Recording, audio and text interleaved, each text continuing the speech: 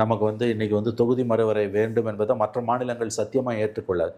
நேற்றைக்கு நான் படித்த ஒரு கட்டுரையில் வந்து யூபி, பீகார், மத்திய பிரதேசலலாம் பெரிய அளவில் கொதிப்பு இருக்குது. ஏன்னா ஆமாம் சார். இப்போ 10 லட்சம் பேர் நமக்கு ஒரு எம்பிங்க. அவனுக்கு 28, 30 லட்சம் பேர் இருக்காங்க. சார் நமக்கு 20 லட்சம் பேருக்கு ஒரு எம்பி சார். தமிழ்நாட்டுக்கு ஒரு தொகுதி வந்து 10லேருந்து 20 லட்சம். 20 லட்சம் நமக்கு. அவனுக்கு வந்து நிச்சயம் 30 லட்சம் தான். 30 தாண்டி போகுது. தாண்டி போகுது. ஓகே. 30 தாண்டி போகுதுங்க. அவ்வளோ மக்கள் தொகைக்கு ஒரு எம்பி எப்படி இருக்க முடியும்? அதை பிரித்து தான் ஆகணும், டீலிமிட் பண்ணி தான் ஆகணும்.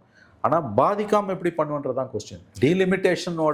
டீலிமிட்டேஷனுக்கு எதிரான ஸ்டாலினோட இந்த குரலுக்கு இந்தியா கூட்டணியில் உள்ள வட இந்திய தலைவர்கள் பலரும் ஒப்புக்கொள்ளவில்லை. இந்த ஆதரவு வந்து அவருக்கு தென்னிந்தியாவுக்குள்ளே மட்டும்தான் இருக்குது. இந்தியா கூட்டணிக்குள்ளே குறிப்பாக வட இந்திய தலைவர்கள்ட்ட அவருக்கு எந்த ஆதரவும் இல்லை. ஏன் வந்து டீலிமிட்டேஷனாக இருக்கட்டும், இருமொழி கொள்கை ராகுல் காந்தி வாயை திறக்கல? காங்கிரஸ் தலைமை ஏன் வாயை திறக்கல? ஸோ ஒரு முக்கியம், ஏன்னா இப்போ கடந்த காலத்தில் அந்த தவறு அவங்களும் செஞ்சுருக்காங்க அப்படிங்கிறனால அமைதியாக இருக்காங்களா? இல்லை, அவனுக்கு அங்கே ஓட்டு போயிடும். ஓகே. இருமொழி கொள்கையை ஆதரித்து ராகுல் காந்தி வாயை திறந்து பேச சொல்லுங்களேன்.